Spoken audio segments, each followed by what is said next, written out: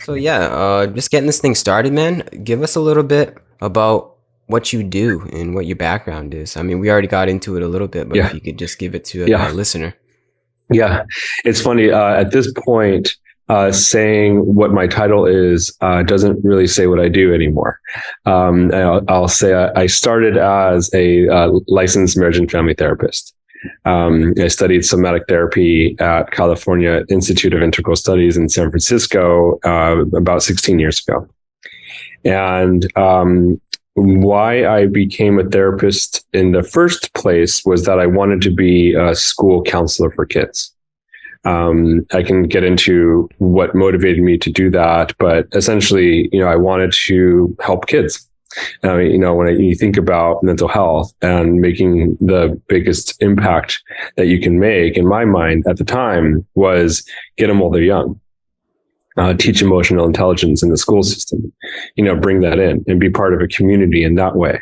The not irony, but tragedy was that when I got my certified pupil personnel services credential to be a school counselor and became a licensed therapist, all the school counselors, as well as PE and science, were cut in California. Mm. And then it became something that was funded by, PTA and government grants and loans and whatnot. So that I pivoted then and started a private practice and have been working with kids basically since kids, families, couples.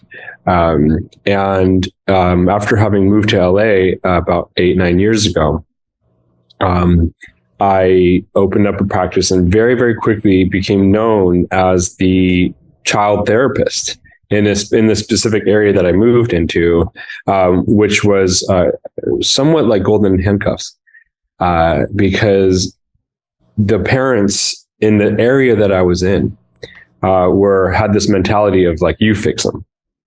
Mm-hmm.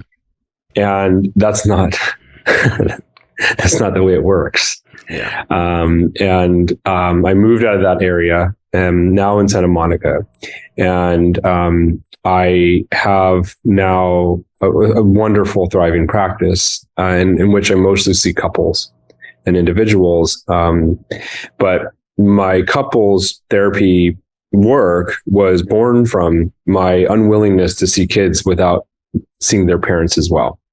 When you say, will you see my kid for therapy? I say yes, as long as I can see the both of you also, or one of you also, because I'd say 9 times out of 10, it's the parents and not the kids. And so I started doing more couples work, parent work, and after that, what sort of took off was the kids don't need to see me at all. When the container or the family system is shifted because of the parents' ability to shift, the kids move and shift with it. So that sort of took off into more couples work, family work, group work, couples groups work.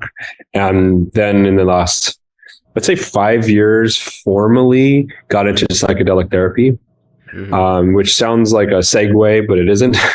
When you're working with people in the therapeutic realm and you run into inevitably resistances or inabilities or treatment resistance, then psychedelics are a really wonderful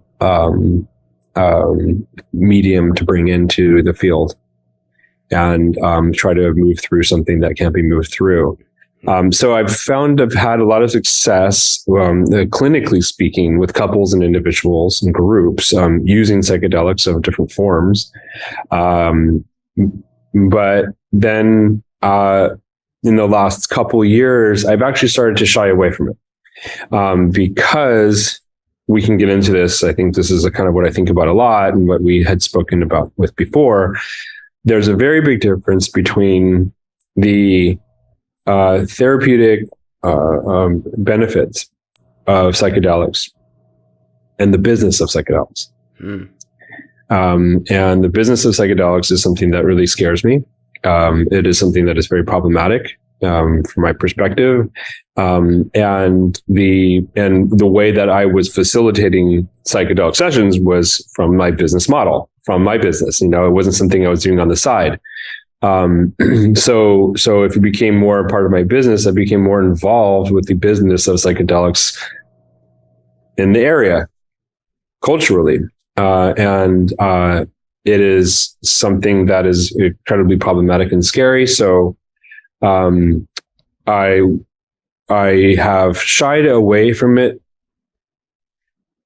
formally, but have still use it when necessary. Just not necessarily part of my like bread and butter. It's not part of my daily work. It's not part of my weekly work. It's more like a once every 3 months kind of thing for people who need it. Hence a different protocol that it works. So my name is Jordan Marks. I'm a therapist. I work in the healing realm, and I work somatically, body-oriented work, and relationally. And I love what I do, and I've been doing it for about 15 years, but I can argue I've been doing it for my whole life. It may be previous lives as well, if you believe it. Probably. My Vedic astrologer tells me so. Oh, wow. Yeah. So what is the psychedelic model now, and why do you see that as problematic in a business sense?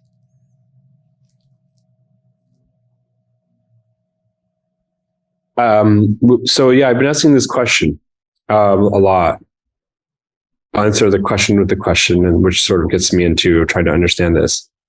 Why doesn't it work? Why doesn't ketamine work? Why doesn't psilocybin work? Why doesn't any of these, psychedelics work as a healing modality? In the in our, I want to say consensual reality, but in my work, let's say. And can you ask me the question again? Yeah, because you described that the model is problematic, like the psychedelic business model right now is problematic, and you didn't really want anything to do with it, which is why you shied away. So what actually is the model, and what was what made you not attracted to it anymore? You might hear this term a lot, integration. You need to integrate. You need to have integration. You have integration. Everyone says that word, integration. You need to integrate the session. You need to integrate the experience. Where is that happening? What does that actually look like? Truly, clinically, formally, what does it actually look like? Nobody's doing it that I can see well, except for perhaps individuals who aren't caught in the mainstream business protocols that are existing today.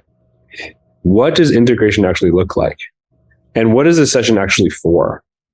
The way that I see psychedelics being used, let's say ketamine, is like seeing ketamine as the answer, as the solution, as the thing that is healing. You'll see ketamine being described as like something that creates neuroplasticity, and like the medicine itself is the healing. So all of a sudden you have all these cash cows businesses popping up everywhere. That like you pay, thousands of dollars, you go into a room, a nurse gives you an IV of ketamine, walks out, comes back an hour and a half later and says, "Thank you very much. We'll see you next week." Go integrate it. That's not healing. Yeah. That is not healing. The way that I see wounding and healing is in relationship. Okay. I when I think of somebody who experiences a wound, generally speaking, or a majority of the wounds that I see is wounding in relationship to other parent, in relationship to partner, child, in relationship to friend, culture, society. You experience wounds in relationships, perpetrator, right? So when you have a positive therapeutic alliance or a positive therapeutic experience or a positive psychedelic experience, you can potentially and do very often experience healing, because traumas, wounds, relational or other, are in our body, right?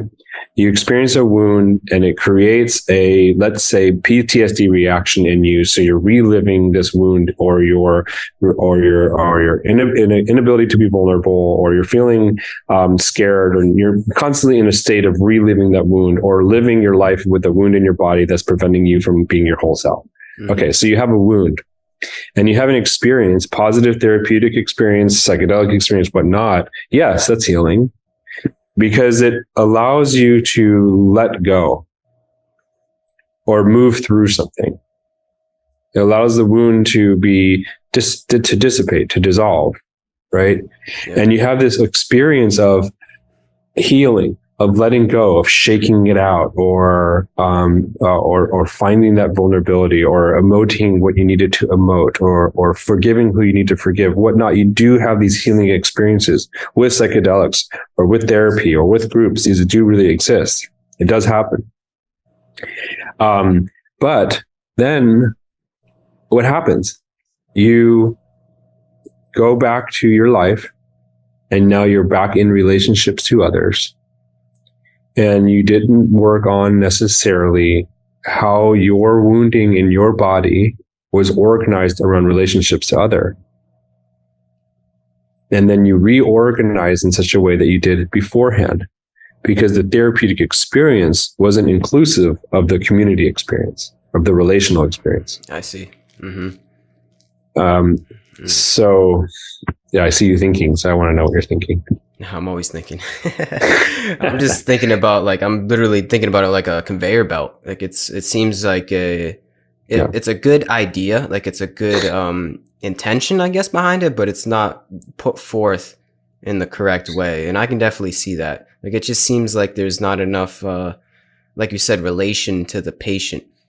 And there needs to be more, like after the session, from what I understand, there needs to be more of a relationship with that patient and how they go about incorporating that into their life and into the world. And at this present moment, that's not involved in the model, right? It's not. The majority of it is not. I mean, you have this experience where in communities, it might seem like it is, but these are communities that I see that have more of a spiritual bypassing in them. And that is because when you experience a wonderful, personally, I can relate to this, or professionally, I've seen this, like you have these experiences of having like these beautiful, like trips, okay, where you're feeling the oneness of all. Yep. You know, we're all one, and you see it, and there's truth in it, and there's a felt experience of it, and we are all one. Like some of the most gorgeous experiences I think that we can possibly experience in our human form. Amen. Yeah. And then we are in relationship again. And in relationship, we aren't all one. In relationship, we are an individual in the oneness. We are independent and we are connected. And if we aren't expressing our individual expression differentiated from the oneness of all, then we don't have an identity separate than the oneness. So you have these communities that are all one together all the time. It's all good. We are one. It's all love. No, it's not. We have our individual experiences in communities. So we have to know who we are as a sovereign being, differentiated from the one, while also feeling the connection of the whole. Yeah. And if we aren't doing that, then we aren't facilitating a true healing in individual experiences, because we're not allowing people to experience their individual selves independent of others. So in a community that may say that they are working on the integration of these experiences, probably are not. They're probably integrating the oneness of all, but not the separateness of all in the one. Yeah, I see. So what is like a proper integration method, you would say? Is it circumstantial and is dependent upon whoever is getting healed? Or is there like is there a model to go about incorporating this into somebody's life? Yeah. I mean, I'll be the last person to ever say I have an answer to any of these questions. To me, the work is about asking the questions for the entirety of our lives. Yeah. But practically speaking, it is independent of the person that I'm working with or people that I'm working with. I work with businesses, and if I work within like a group, a small group within a business, then the integration of that is the small group, each person in the business working within their relationships outside the business as well. If it's an individual who has a partner, it's like, we got to do couples therapy also. How does this relate to you and your partner? I see, right. Yeah. Mm-hmm. So it's like, who is in your life, and are you doing work with them, asking the question with them all together, or are you doing this independent of all, and then having these experiences where there's unnecessary individual trajectory that excludes all those people around you that need the work to do as well. Yeah, that's tough. Yeah, because it's so dependent upon the person's situation. From what you're describing, it's like there is no model, like there is no like baseline thing that anybody can do, or there's no like prescription that anyone can give. Like, all right, you went through the experience, this is what you got to do now. It's like it seems like it has to be very pertained to somebody in their own individuality in that way. Yeah. So it could be detrimental to somebody's life. Like if it's not, if this whole model, which it seems to be where we're going toward, inevitably it's going to be incorporated. It seems like psychedelics going to be incorporated in a therapeutic sense. Do you think it's actually going to be detrimental, or what's the positive in it? Like, is the positive people are waking up to the oneness, and that's still good, even though like it's not really gone about it in the right way? Like, is there right? What's the good? Yeah. Okay. It's a great question. That was the good and the bad of it. I mean, I think a lot of the answer can be found if you follow the money in terms of the bad. And how that has a trickle down effect. All the psilocybin that will be delivered in a therapeutic context in Oregon now, where it's legal, or California, where it will be legal soon, is psilocybin that is synthetic. I don't think that is necessarily a good thing. Perhaps those scientists in the lab would argue, but it's not a living organism that is true intelligence from Earth that is being ingested in these therapeutic experiences. So I'm concerned, or I'm curious about what that means, what that'll look like. Yeah. I remember smoking a joint 20 years ago and being able to smoke 4 in a row and being just fine. And I have like a hit of something now, and I'm like, holy shit, this is strong. Yeah, this is not the same. This is synthesized. This is and it's legal, and it's everywhere, and kids have it. Yeah. So when it's legalized, what does that mean? What would it look like? Can I get like a hero dose of mushroom and like the strongest joint ever created in the world, and like then go to a New Year's party with my other 14-year-old friends, and then like what? There's an awakening that's happening. I don't think an awakening that's happening is best facilitated by medicine. It's happening in the collective unconscious. And there is a deeply there's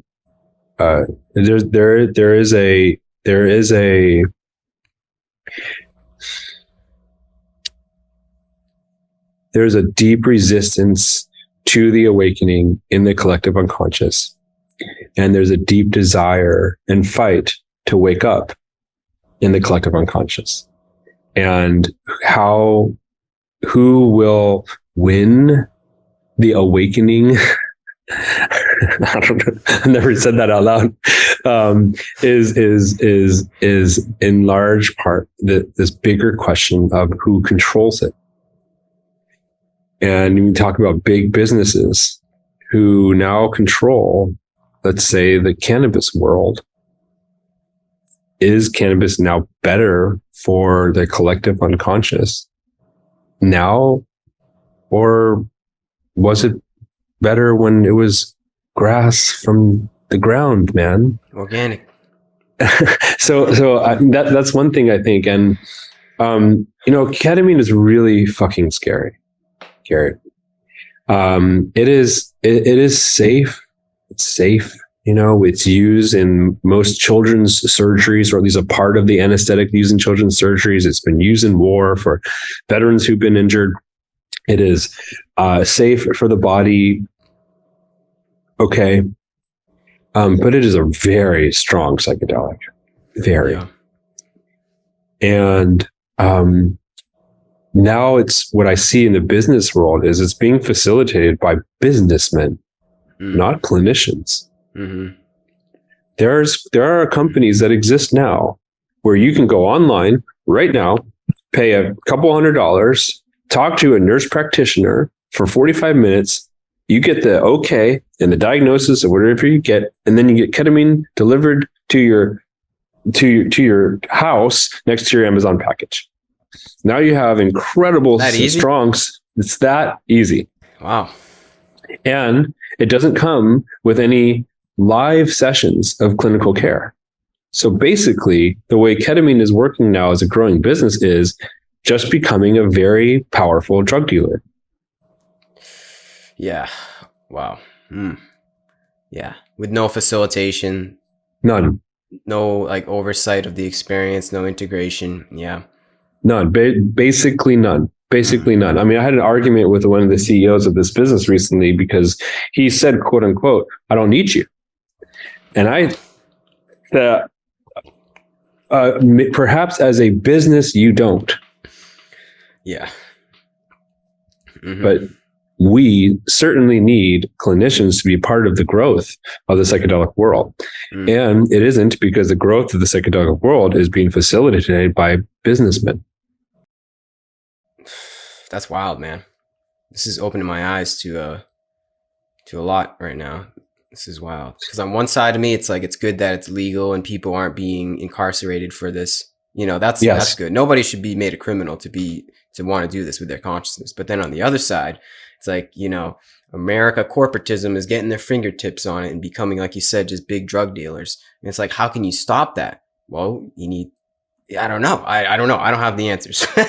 I don't have the answers either, but it's like, I don't think you can. Yeah. You can't stop it. You can't stop it. But what you can do, or what I'm doing, is my part, I think, is fighting for emotional intelligence. And, you know, if I'm going to integrate psychedelics in my work, or if I continue to, then I'm going to do it in a way that I see as right, that includes emotional intelligence and healing and integration. You know, when like, if you are a new client of mine and you say like, I'm interested in ketamine, I say, great. Okay. This is how I work. I work in 90-day protocols. You have to work with me for 2 months without anything. We have to do a 2 months, 60 days of deep therapy, 1 to 2 sessions a week, to get to the end of the second month where if you are ready, if it is right for you, we will include a psychedelic experience. And then the third month is an integration of that psychedelic experience and an integration of the first 2 months of our work together. It's all inclusive.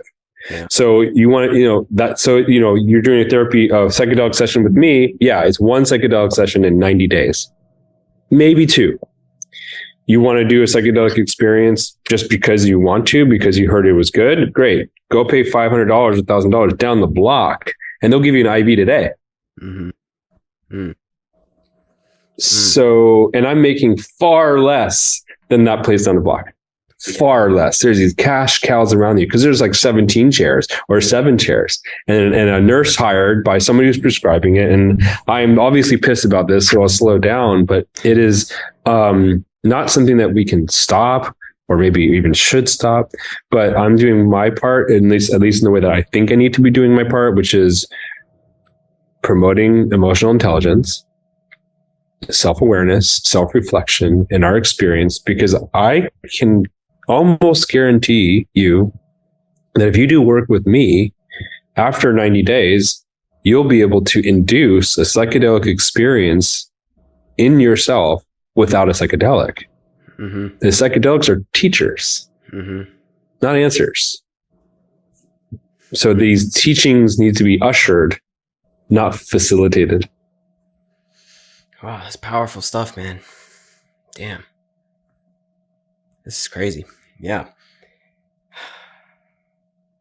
I don't even know where to go. I'm just speechless because it's like you said, there's no going back from this. And there's probably going to be a lot of people that are going to, we see the headlines of psychedelics and we know the promises of them, especially if people have experience with it themselves. Like, we know that they can be definitely beneficial, but they got to be in the right circumstances.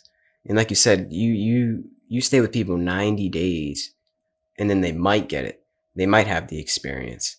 When the model seems to be like, yeah, you're just going to get it right to your door, there's going to be a lot of negative experiences. It's going to be detrimental for a lot of people, especially, I've never done ketamine, so I don't know. But from what you describe and what other people describe, how powerful it is, it's probably going to be some negative experiences from it, just guessing from it.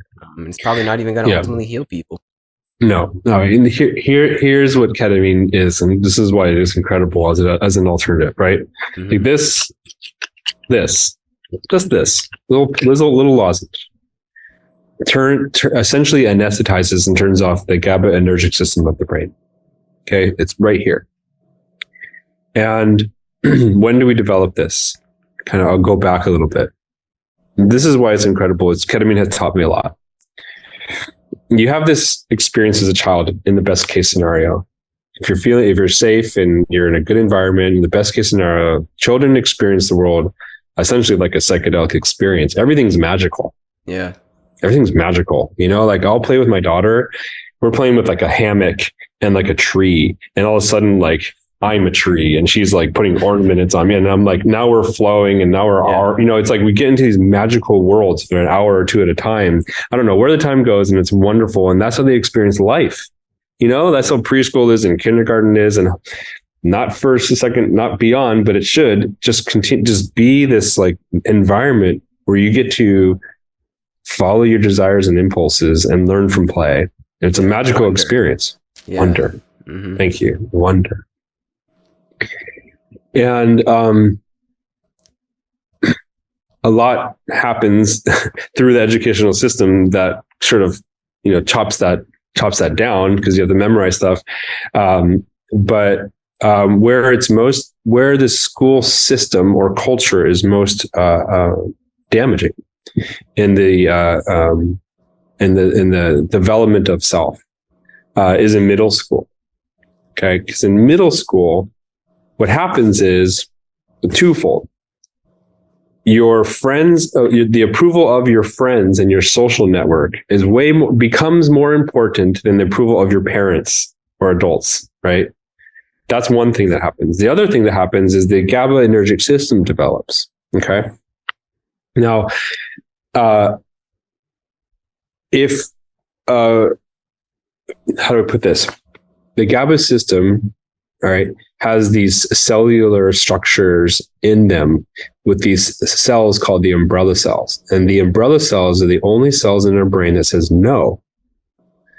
All the way that your brain was developing beforehand was saying yes, the wonder, yes to this, yes to this, yes to this, yes, right? But now your social approval is so important to your survival, you have to learn to not follow your impulses. Yeah. You have to learn to like not wear those clothes or not act that way or not do that and not do that and not do that.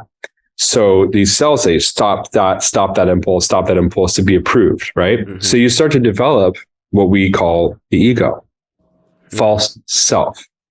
This ego is a false representation of yourself for social approval. Where that ego is developed neurologically is the GABA-energic system, right? So you have this GABA system that like gets developed as your social world gets developed. And all of a sudden you have an ego state or a social state or a false state that isn't in that wonder state anymore. Now, without any emotional intelligence, you're not doing that consciously. With emotional intelligence, you can do that consciously, which is the best case scenario. Yeah, but without any emotion, zero. Excuse me. I feel very strongly about that. I don't think that people actually know what emotional intelligence is. 99.9% of people that I encounter don't know what the fuck they're talking about when they're talking about their feeling. Excuse me. So this is why I wanted to be a school counselor. I'm like, let me just work with the kids. So You have this false self created, this ego self created, right? Without the conscious awareness of that creation, so that you start to believe that your ego self is your true self. Yeah. And those imprints don't go away, is what you're saying. I mean, that neurological system that gets ingrained and fires, stronger and stronger. Let's say for the next 20 years, right? That is how you identify yourself. And your worth is now externally motivated rather than internal, right? Yeah. Get the money, get the job, do good in the sport, get the girl, get the boy, blah, blah. It's all external. Like, I create this like beautiful life, and it's like, it's all what I'm supposed to do. And like, I'm seen as someone who's successful and happy, so that I must be successful and happy. And all of a sudden my ego self is really happy about that, and yummy, yummy, yummy. All the while we have this internal suffering because we're not following our true impulses in our life. And when we're cutting off from our false selves, we're not aware of that consciously. So you have this growing pain and wound. And now we have ketamine. What does it do? It turns off the GABA system. It turns off the ego dissolution. Wow. And it's incredible. It truly is an incredible experience, personally and therapeutically, for me to witness, because with a small dose, I can have a therapy session with you without your ego online. That's powerful. Yeah. We can be in the wonder, and then we can integrate why you're not there all the time in your life when you're back from the session. The integration for the next month or 2 or 3 or whatever, maybe the rest of your life, is consciously exploring the vacillation between false self and true self. And because we never really know what our true self is, it's a lifelong process, but you can be conscious of it because you can have the experienced session of not functioning from ego state for an extended period of time. Okay. The stronger the dose, you can have ego dissolution where you're completely anesthetized, which is an IM session or an IV session, or you can have these lozenges that get sent to your house. Now, if that's not being facilitated mindfully, therapeutically, seriously, then this just becomes an addiction. Mm-hmm. Because what you do is you feel you're suffering more because you don't have the tools to dissolve your ego on your own if you aren't doing the work therapeutically. You're just needing this crutch to do it over and over. I see. Yeah. Mm-hmm. Mm. It's a beautiful thing, and it's a dangerous thing. Yeah. It's all in how we use it, right? Mm-hmm. No, you have your whole life. Sorry, I can keep going, but I was just going to ask, do other psychedelic substances work like that as well? Like, do they inhibit I forget the name, but GABA? The GABA? GABA. Just say GABA. GABA system. Do they inhibit the GABA system in the brain? They do. It's not as direct, and it's not as repeatable, and it's not as efficient. Any ketamine experience, generally speaking, low or high dose is 45 minutes. Mm-hmm.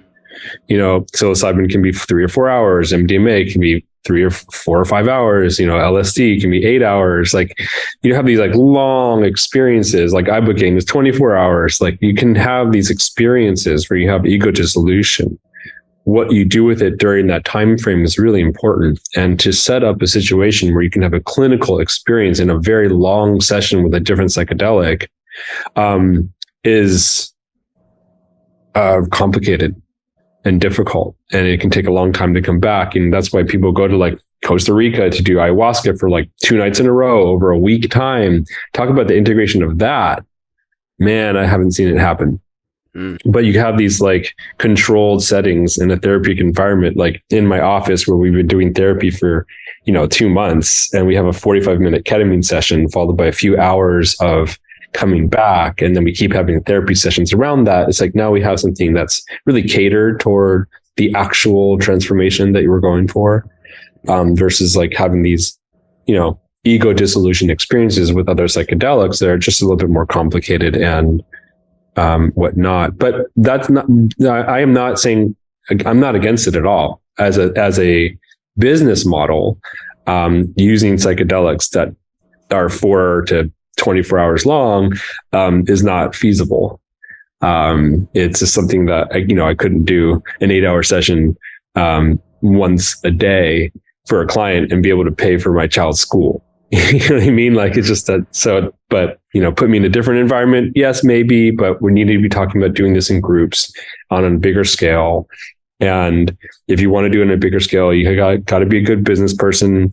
And because I'm not as good as a business person as the entrepreneurs growing this business, I'm not going to swim with sharks and try to make this as big as it should be or could be.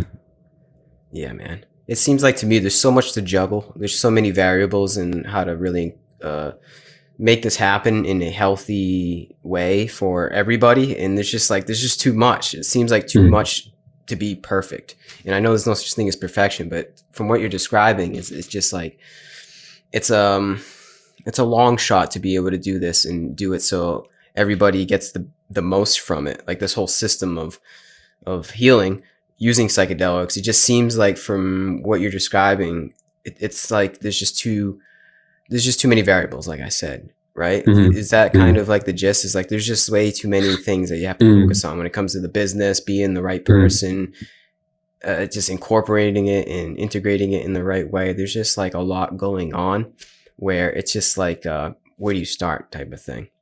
You start with kids.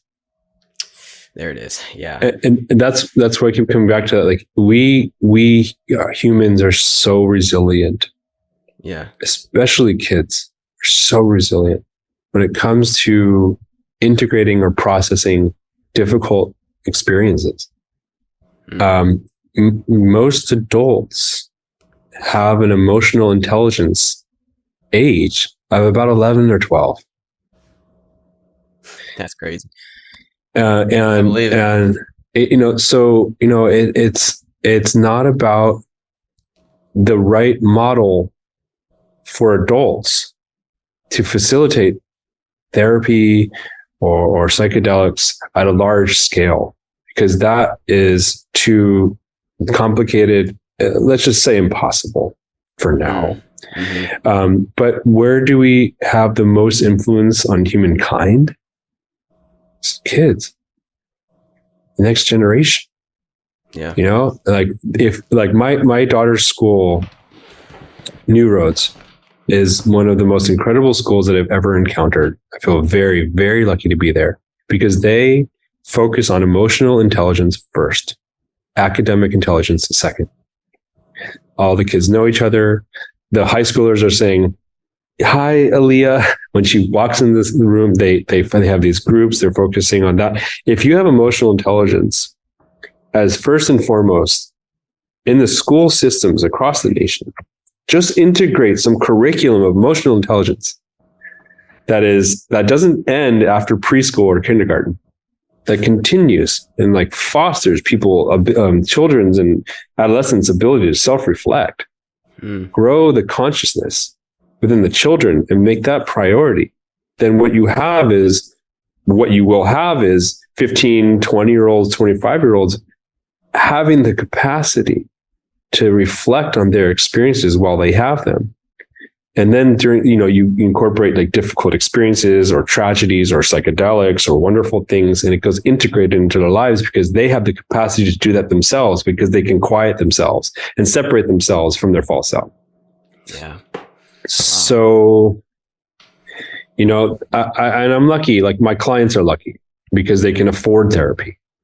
And they can do this work for a month or 2 or 90-day protocols or 6 months or 12 months, but across the board, culturally, nationally, financially, it's not feasible. It's not feasible. So we have all of these answers like antidepressants and anxiolytics and psychedelics. They're just reprieves, but they don't change and facilitate any transformation. Yeah. I've asked this question before to people. I'm like, do you think there's ever going to be a time where we don't have to heal Because that seems like the big buzzword of today, right? Like healing, like just all different modalities and variations of healing, right? But I'm like, well, do you ever think we'll reach a time where we don't need to heal ourselves, and it's not like the cool thing to heal, which I'm glad we are at a point where we are even, that's in our vocabulary, healing, like that's good. But what you just described with taking care of the kids in the correct way, I think that is the way to that utopian vision that I have of where we're not even going to have to even think or talk about healing, because we're going to be at that point, like you said, of that childlike wonder, or we're going to be emotionally intelligent at all times, where we won't have to reorient our GABA system in our brain, because it'll be like healthily built from a healthy system. Ideally, obviously those are ideals that I'm speaking about, but it seems like that's the future, man, for sure. It's that we take care of the kids, and they won't have to go through what we're currently going through, for sure. But it's like, how do we go about that, man? That's a whole restructuring of the entire system. It's like, are we already too far gone? Sometimes I don't know, but it's a good ideal to hold, and it's definitely good. And it's up to the parents, like you said. It's just it's up for all of us who are parents, is to just be good parents and raise your kids in the right way. And I don't know. How do we do that? I don't know. Like I said, I'm not a parent. Well, and most parents are still 11 emotionally. So that's crazy, man. So it's like we got like kids raising kids. Yeah.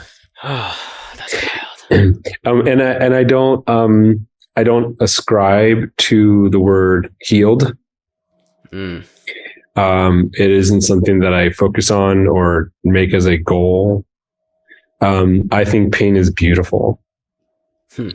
And I think growth is constant in the best case scenario. When I think about somebody who is healthy, I think that they have the capacity to process their emotions in real time without resistance. If you have sadness in you, and it is from something that you experienced 10 years ago, it is having an impact on your mental and physical health. If you do the work to learn to express and emote that sadness out of your body, it will feel healing, because it truly will be. But you didn't just achieve your peak.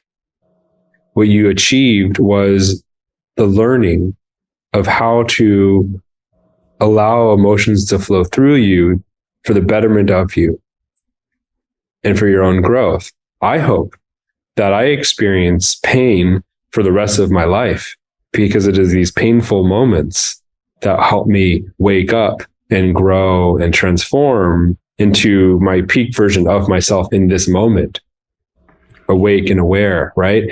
Healed, that sounds like final.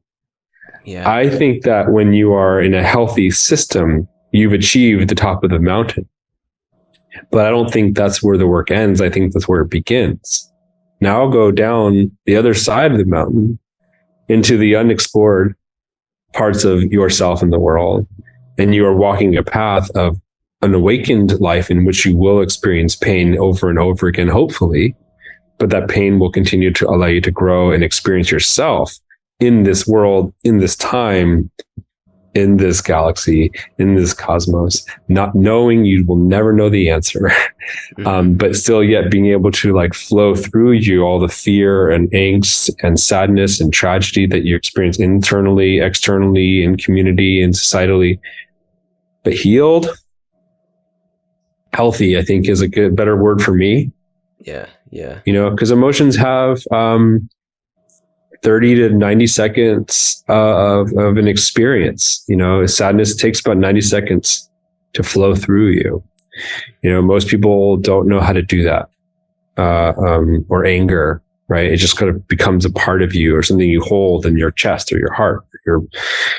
And then you're unhealthy, unhealed. But you learn to let all emotions flow through you like waves, right? And to inform you, right? Your dark becomes your light, right? Then you can be more whole and awake and aware, but then you still will experience life every day.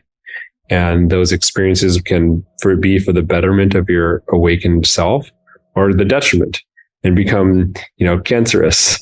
or it could create illness, or create problems relationally, or something you'll just pass on to your children, or so on and so forth. So I don't think that healed exists. Maybe right before you die. Interesting. Maybe when we die. Maybe when we die. Oh man. So what is a healthy self? If you could describe that, maybe for even yourself, the more on camera, like what does it mean to be healthy? You mean like what would it look like if I were healthy? Yeah, or me or anybody else. What is healthy? Is it like going with the flow of life and least resistance, least inertia in one's life, just kind of like becoming like a witness to the phenomena of all life? Is that healthy? No, a term comes to mind in my psychology 101 class. They called it ego syntonic or ego dystonic. And ego dystonic, it's funny because it's ego is in the word. Ego dystonic means you're acting, or ego syntonic means you're acting in accordance with your ego. Ego dystonic means separate from. I guess perhaps I would put a flip on that and saying ego dystonic is healthy. But what is healthy? Acting in accordance to your true self.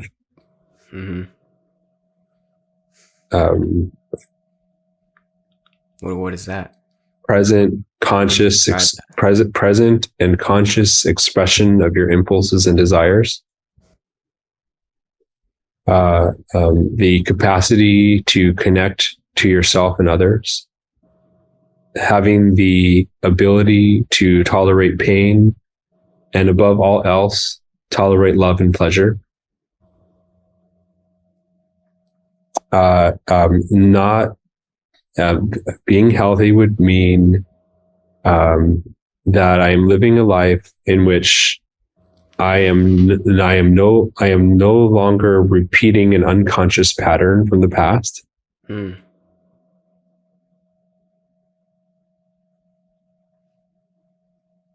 Yeah, I like that. And then from that, reacting healthily would be, I guess, how do I describe that? This is good. I like this. I'm literally processing this in the moment. Yeah. So like from that, it's like, I think it stems like healthily also. It's like how we relate to the world, how we started this thing. It's like how we react to the world and ourself in the world. I see it as like a healthy person isn't going to react to their egotistical, what's the word? Like our inclinations that we have, and be able to have like a sense of like stepping back, like a sense of like being able to witness how we feel and not act from that in a way that one may say is tamasic, if you want to go in the Sanskrit way, like a way that builds inertia for you and the world, a way that is like more conducive to the sense of flow that is in this life, and to be able to no matter what happens, you're sick, you get hurt, somebody cut you off in traffic, to be able to like forgive the experience, right? Forgive the other person, or even forgive yourself for the pain that, I don't even know if forgive is the right word, but to like just truly like be with it without reacting and creating even more pain and more suffering for yourself. That's how I see being healthy, right? It's one, looking at your life and the situation that we find ourselves in a little bit differently. And then that's the first step. And then the second step is like how one reacts from that different vantage point of the phenomena of life, of our suffering, or like you said, the pleasure, how we react from that to create a more conducive lifestyle that hopefully will lead to a better life free from suffering and happiness and peace and kumbaya. Right? I don't know if hopefully maybe I don't know if that even made sense, but that seems like that's what healthy is to me, is to re-examine the phenomena of life and then reorient yourself to act differently, and then create a better world. Yeah.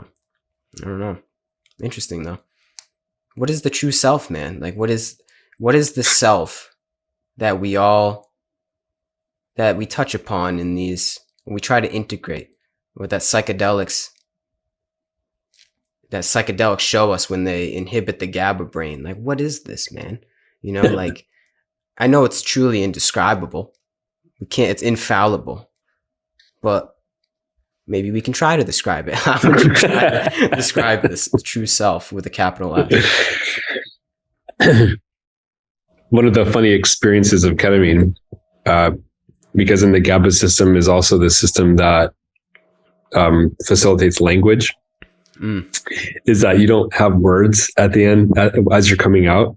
That's interesting. Wow. It's you have thoughts, and you truly, literally have an experience that's ineffable because you cannot express yourself for a short period of time. And in the sessions that I've experienced when coming out of it, as I've mustered a word to describe the experience I had, both times the first word I can muster was love. There it is. Yep. Yeah. That's the closest thing we got. And even love, especially in the English sense, isn't doing it justice. Right. But it's the closest thing we got. There's other words for it in other languages as well, but still any word for what that essence is of the true self within us, it doesn't do it justice. You're right. In that sense though, it's like, it's weird, man. Like we realize, at least for me, it's like we're all this one happening. Like I can feel it. I can feel it now. Like this one flow of motion. We're all this like one just thing, not even a thing. It's just like this one phenomena, you know, it's just like this one movie, whatever it is, man. I don't know. It's like this oneness. We've all heard that before. It's this oneness, man. And when one is truly in that state of mind, it's what's the word I'm looking for? It's indescribable, but it's also like, if somebody's told you were wrong, like, no, everything isn't one, Gary. Like it's lunacy to think that way. Like it's obvious. Like when one is in a psychedelic state like that, whether it's through meditation, psychedelics, whatever it is, it's like, it's so obvious. It's like, of course. Oh my God. How did I forget that I am a part of this one organism, this one process? That's how I'd see it, man. I've had experiences like that where I'm just like, it's so obvious. And then we come back into the world, we got to pay the bills, we get hurt, we get sick, we got somebody cut you off in traffic, and you forget that. But I think it's like, for me, once you get that taste, that glimmer of that oneness, it doesn't go away. I don't know. It seems to try and go away, and the GABA brain takes over. It tries to take over. Like, oh, don't you got things to worry about? You know, like don't you want to watch Netflix or whatever? Or just stuff, the humanly drama, right? But it's always there for me, and I think other people can attest to that as well. Like once you get that glimmer, that taste of God, one may say, of love, it's like it's always ingrained in one's. It's almost like you're initiated into this like newfound perspective of life. So, or refound, exactly. It seems like a remembrance. It's like something that we were before the GABA brain got developed, right? It seems like, that's what's something that we evolve or devolve out of. And right now, this grand awakening that we're speaking about is us actually just remembering that, we're all one, but yet we're individual too. I think there's still reverence in the individuality. Like we're all one. So what are we going to do with this newfound sense of like, I'm you, you're me, we're all in this together, yet also retaining our separate individual, special personality that we all have. I think that's the next stage in our evolution. It's like realizing that we came from this oneness, this unitary consciousness, if you want to Mm-hmm. call it that. Mm-hmm. We devolved out of it, I guess you could say, but for a reason, I guess, for a reason. Mm-hmm. And now we're coming back into this stage where we're all in this together, yet separate at the same time. And that's why I think there's a lot of messiness in today's society, because it's like humanity's going through puberty and we're really growing up into the species that we're supposed to be. I don't know if there is supposed to or not supposed to, but it seems like that's the next stage, is we're all realizing that we're in this together, through the likes of the internet, through being able to communicate with people over the world. And yeah, I don't even know how we start this. How do we What's the true self? There it is, if you cannot achieve a state of oneness independent of all, then you are going to be using relationships to experience yourself, which is what the unhealthy or immature person will do and does. You just said that you can achieve this state on your own. You feel it on your own. It's not because I'm doing anything. It's because you've done the work, or you've had the explorations, or you've had your own journeys, or you've had your own healings, or you've had your own experiences that have changed your life, to be able to be in touch with this oneness, this love within you, and you have that relationship to yourself and to the universe or the world. You have that as a sovereign being. You're doing the work, and you will continue for the rest of your life, like me, to, let's say, experience it more and more. But if you can't experience it on your own, then you're going to be in unhealthy relationships. You'll use others or drugs or psychedelics as your way in.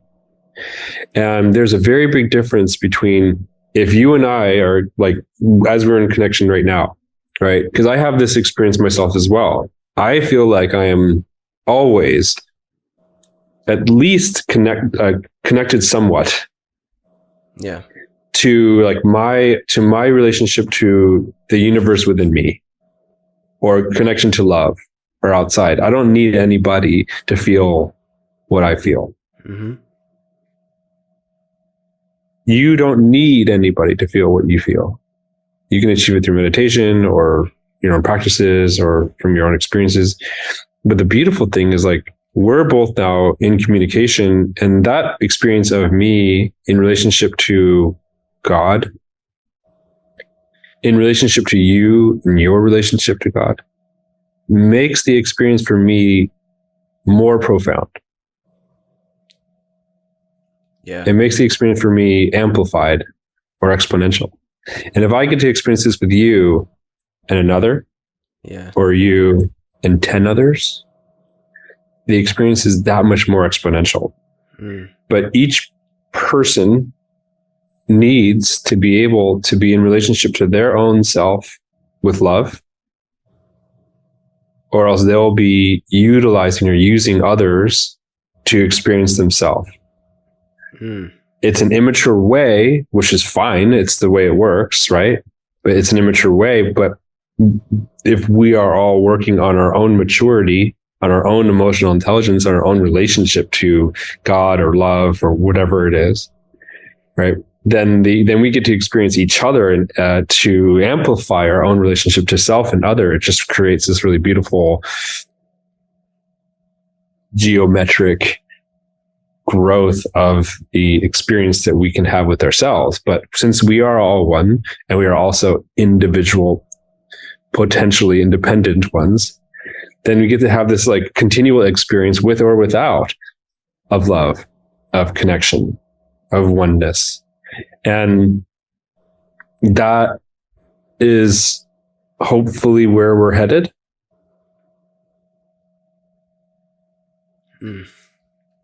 I think so too. It's just like, what's it going to take? Really, what's it going to take? Because it seems like it's a very lofty ideal. Is it realistic? I mean, I don't know, man. I like to think it is. I would hope so. I think it is, because it's the truth. Like, I think it's going to happen. Maybe not even in my lifetime. It's going to happen though, because this so-called what we just described is the capital T truth of what it means to be a human being, connecting to this love, whatever you want to call it, man, having this like sense of like almost like a foundation within oneself. Yeah, like a sanctuary almost in oneself, and then other people also having their own sanctuary. And like you said, I'm not trying to like get something from you, and you're not trying to get something from me. We're both still with that in ourself and building from that. That is like, once you tap into that, I think, personally speaking, I realize like that there's no other way. There's no other way to like live my life. So I don't see us being not on that wavelength for much longer. I don't know how much we can, because if we are, then we're just going to keep suffering. Like society and the world and individuals are going to keep suffering until we wake up and get the message. Because I think that's what all of our suffering is for, is to wake us up to that internal love, that internal sense of almost like guidance that's within all of us, so that we can healthily incorporate our innate, what's the word I'm looking for? Our innate God-given attributes to the world, so we can contribute and create alongside this love / God / creator / source, whatever you want to call it. How do we all get on that wavelength? I don't know, man. We're all just going to keep suffering until then. I just think, you know what I mean? Like, there's no other way. Like, we're all just going to keep going through it until then. It might be 100 years. It might be 1,000 years. It might be 10,000 years, 100,000. It might be some cataclysmic events. Who knows? But either way, I think it is going to happen. It's definitely going to happen, because like I said, this is like how we're supposed to live. Like, we're supposed to be aligned to this kind of sense of a sense of self that isn't just my ego self as Gary that you see on the screen or that you hear in your microphone. It's like being aligned to, like, me and you, I guess, Jordan, we're aligned to this same sense of self. Ideally, I think we are. We think we're talking about the same thing. This love, even though you're doing your thing on the other side of the country with your own practice, I'm doing my thing. We're both like on the same team in a way. So I think we all, as humanity, we all have to get on the same team and realize and get through that. Like, this thing exists. This thing is, you want to call it God, you want to call it love, the Brahman, the ultimate creator, whatever it is, man. This, like, whatever this is, it exists. It's not external. It's not like this guy with puppet strings up there, you know, like judging us and pulling the strings and making us do things we don't want to do and you know, leaving us with guilt trips. It's like this thing that is literally like inside of every single human being, something we can attune to. I'm going off. I'm getting a little ahead of myself, man. I do this all the time. It's gonna happen. It's gonna happen. Either way. What's it gonna take? How long is it gonna be? I don't know. But what I think, anyone that's listening, and you, man, you know that, like, this is the truth, and there's no other way to orient yourself, right? There's no other way. I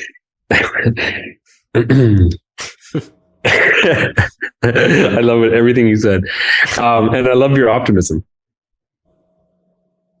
I mean, I'll take some of it. You have to be. It's definitely. I agree. You have to be optimistic, and I agree with you that you're not saying this, but I agree with you that it's possible. Yeah. Is it going to happen? I vacillate. In my vacillation, I conclude it's essential for me to be optimistic, but I vacillate because I'm aware of we are currently experiencing the largest population of slavery on earth ever. Yeah, a lot of darkness. And you and I have this experience. I don't know your economic experience right now, but, like, you know, I'm healthy. You know, I make money. I can afford my life. I eat well. I work hard for it, but I know lots of people don't. And lots of people suffer, and lots of people are controlled and manipulated. And I know lots of kids are getting really fucked up on social media. And I know that social media and a lot of people are getting really, really fucked by people who are in control. And I can go dark. And I know not to stay there. I know that so many people aren't able to get out of the dark and either stay there or in their lives or in others' lives. That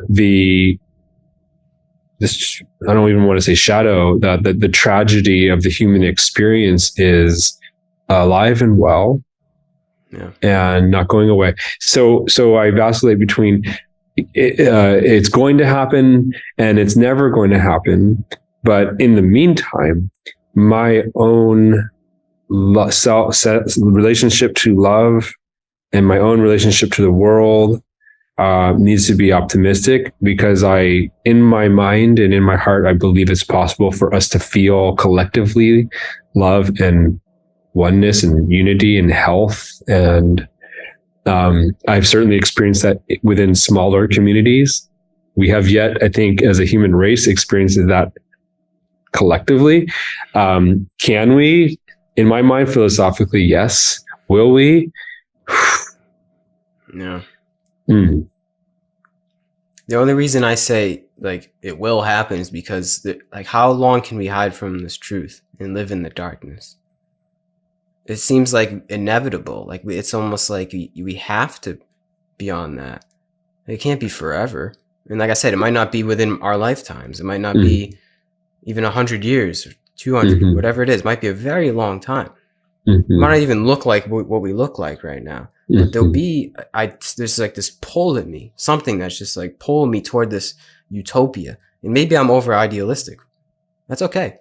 I'll settle with that. I'll be over idealistic and live in my little bubble. But I think it's true, man.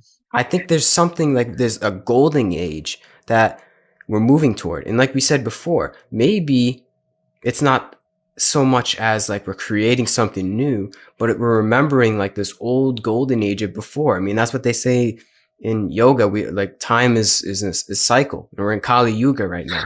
So maybe we're moving toward this new golden age cycle of Sat Yuga that we once lived in the past. And maybe that's what when we go in and feel this love, this kumbaya feeling, that is actually just like something that's ingrained in our DNA, something that's ingrained in our soul and our being, that knows that it's like we lived at that point and knows it's possible.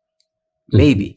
Who knows? I don't know. But there's something in me that just feels like that is inevitable. Like sometimes I even get visions of this weird utopian world of like almost like heaven-like, and it's just like how it feels. And you know, it's like Christmas all the time type of thing. You know what I mean?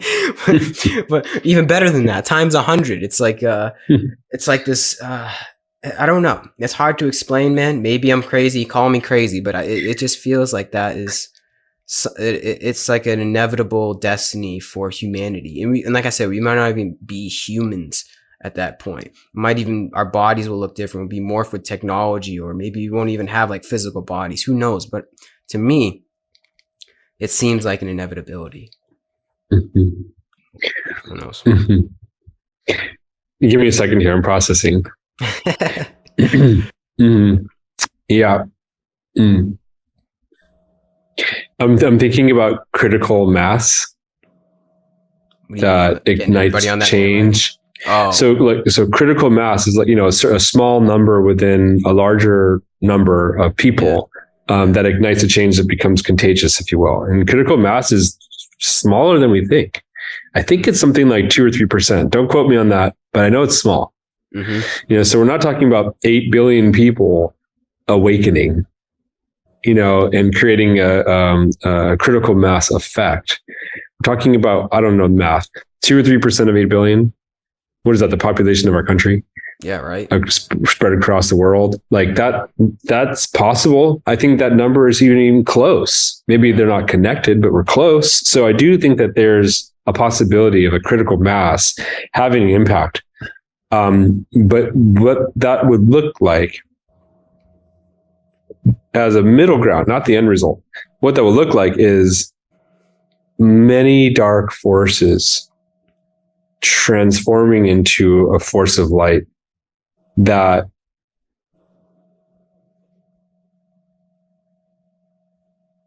for me, it's almost impossible to conceive. The end result is not impossible for me to conceive.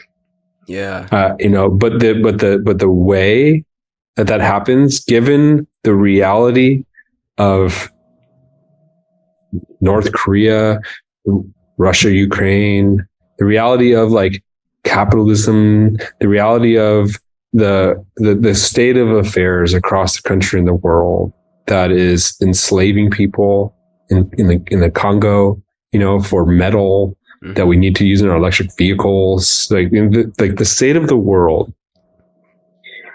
to transform into a state of connectedness and like love and like maybe a higher version of ourselves collectively, is way beyond my ability to conceptualize. Yeah. But I think that in terms of how, it's each person doing the work. And I believe it really comes back to kids, across the world, having a sense of self-respect and self-love and self-reflection, to allow these new adults to take over the world. But lots of darkness has to transmute into lightness. And that can only happen through, at the very least, a critical mass of individuals who are awake, that are unified, and a unified group to transmute the dark aspects of the world into light are not a unified group that is weak. And I think that is a really important part of it. You want to be a warrior of light, you have to be a warrior. Mm-hmm. And there's a lot of weak people out there. There's a lot of weak men that I work with. Not because they're not successful, right? Made lots of money or have lots of success externally, but are weak-minded and immature emotionally. If you want to fight for the unity of love and be able to tolerate pleasure and connectedness, then you have to be a fucking warrior. Mm-hmm. And every single day, I fight for others to wake up. But the fight doesn't look like it's all good, man. Kumbaya. Mm-hmm. It's all going to be good, man. We're all going to get there. No. The forces against lightness are so dark that we have to match it in a complementary way. Not by like with dark, right? Not with hitting pain with pain, but like really be a warrior of light. To have that, to be that, it's no small deal. And to have a critical mass of that, I think that's possible. I can conceptualize that. Yeah, I agree, man. It's interesting, right? We see so much darkness. I think ones that are on this path inevitably see the darkness in the world, in themselves. Yet, I don't see any other way to live. Like, I don't see any other way to not serve, right? Because you probably see a lot more than me. Like, you literally see it personal. Like, you literally are with the person's darkness. So you, in a way, must absorb it in a certain way. Yet you don't stop, right? Like you maybe you have days where you feel a little bit lower than others, but like you this is your path. This is your way to serve, right? There's no other way to live your life. It's just interesting to me. Like once, if you want to use the buzzword light workers or people that are on this path, servants to others, there's a sense of like selflessness, like true selflessness in this darkness. Like it's like going head first into the darkness and literally, like waging war, warrior of love. It's so interesting. And there's no other way. Like no matter how much darkness I see on Fox News, CNN, with people out in the streets, whatever horrible thing that may occur as a phenomena to me, I still that sense of optimism. There's still that sense of like, I'm still going to do what I can do here because there's no other way, right? Do you feel the same way? Like, do you feel as though like there's any other way to live your life despite the darkness?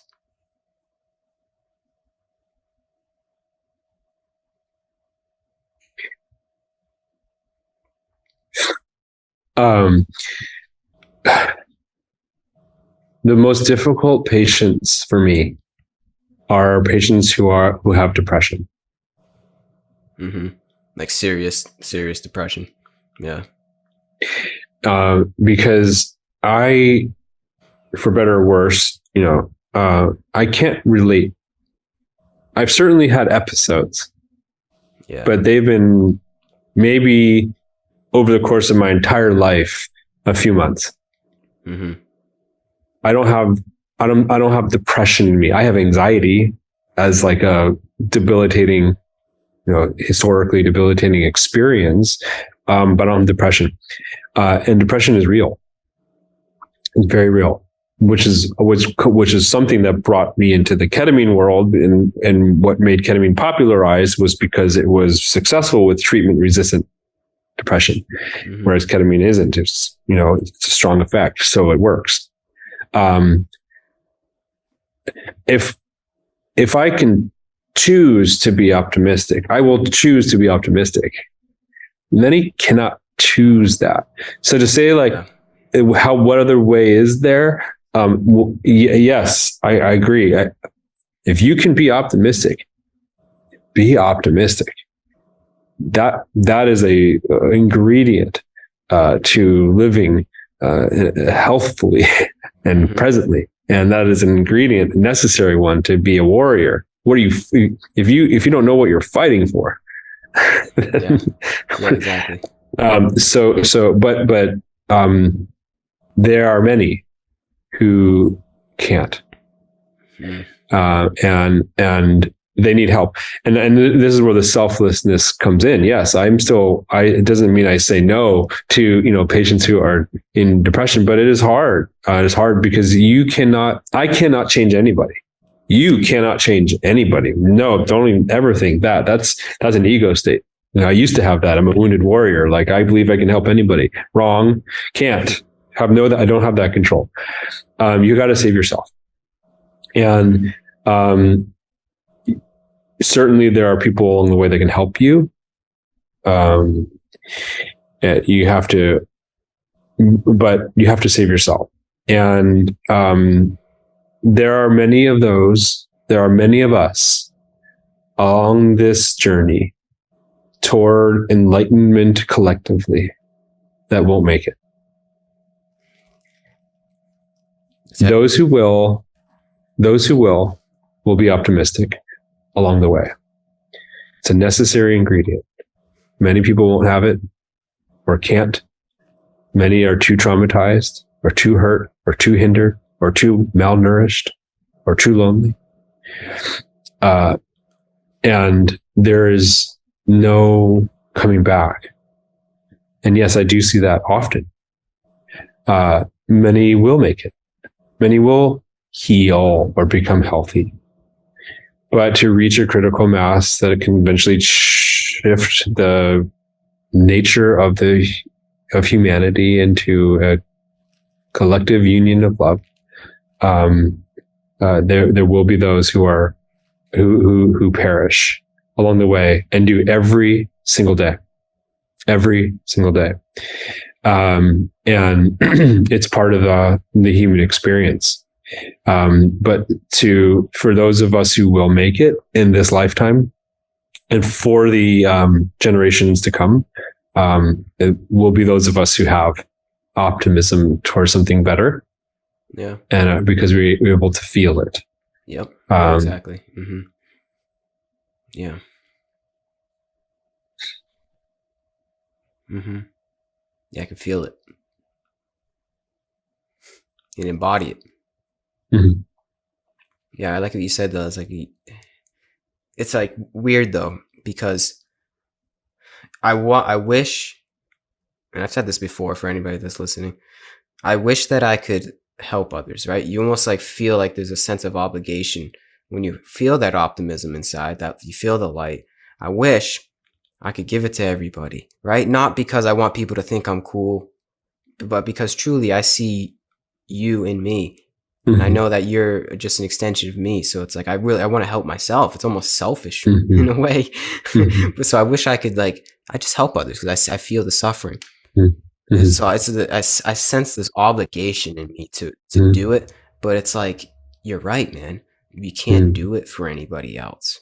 You can guide others along the way. I mean, I guess that's what you're doing, right? That's your whole practice, and I guess I'm doing it in a different, slightly different way, hopefully. But you can't. Yeah, you can't just do it. There's no magic sauce. There's no magic spell that you can do for anybody. I mean, the best thing that I can do is work on myself, and hopefully it reflects on others, and the same for you, and the same for anybody listening. It's weird because it's unfortunate. It seems unfortunate because I wish it was that easy that everybody just help everybody. That's it. But it's actually, there's a sense of empowerment in that, I feel, because it's like, how I help the world is I help myself. And it's simple in that way, right? It's not easy. Obviously, it's not easy. I'm not saying it's easy for anybody suffering. We're all suffering. We're all traumatized. It's not easy to get through that stuff and become a healthy individual, but it's simple, right? It's like, work on myself. Don't have to worry about helping and healing the world. Like, everybody does it in their own prerogative. So I guess that's another sense of optimism that I see in this. It's that, like, we all have this sense of empowerment within all of our own circumstances, within all of our own situations in life, with our own karma. We have truly, I do believe this, and maybe you feel the same way.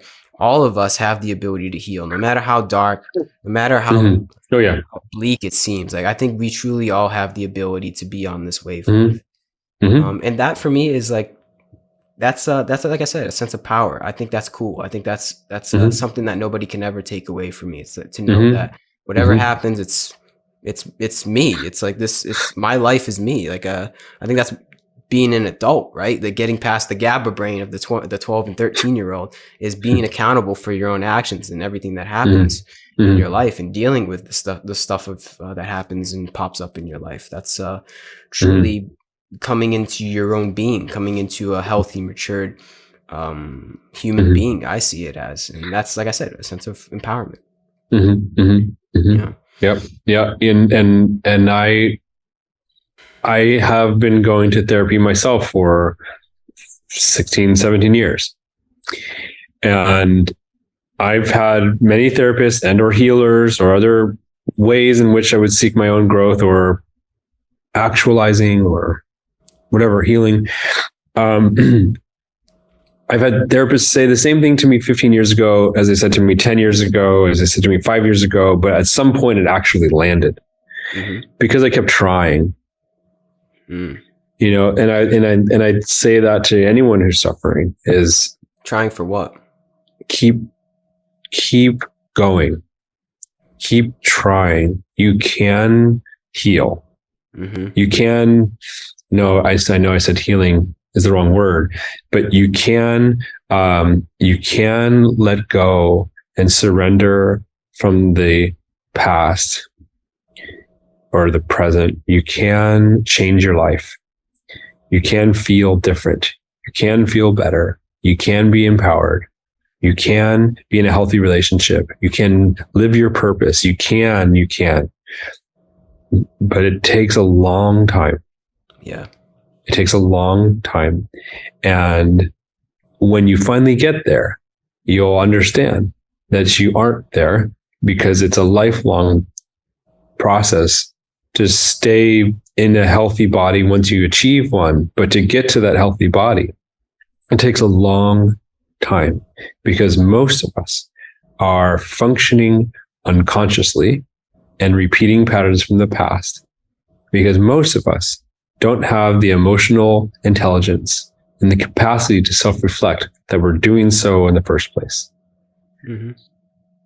But if you're suffering, there's a reason, and your suffering is probably your healing unmasked. And if you want to get to that place of health, you have to keep going and do the work. You have to, because nobody can do it for you. Yep. Well said. You know what? We can probably wrap this thing up. At that note, do you have any other words, or do you want to leave it at that?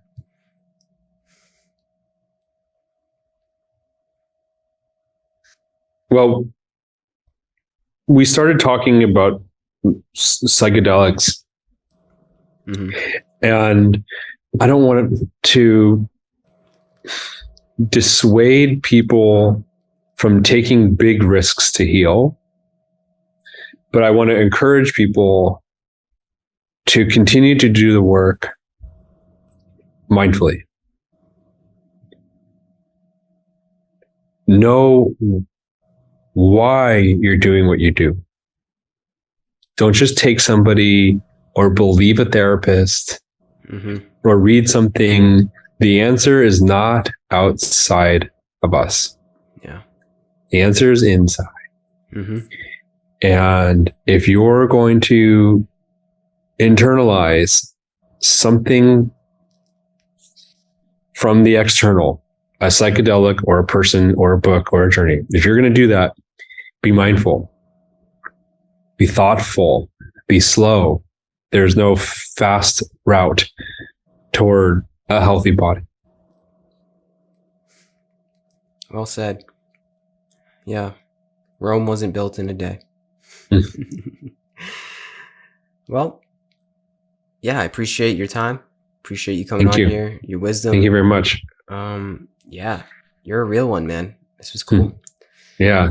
Well, I appreciate you reaching out to me. And this is my first podcast. So it was a pleasurable experience. And I feel confident to have another one because of this one. So I'll never forget this conversation. Same, man. Same. Well, thankfully it's recorded on the internet too. Yeah. That's the beauty of these things. Like, right. You know, it's like creating these novel experiences and yeah, I don't know. It's cool. It's cool. Yeah. But yeah, appreciate your time again. Wish you all the best. Keep doing Thank you. Thank you. You too. Peace out, man.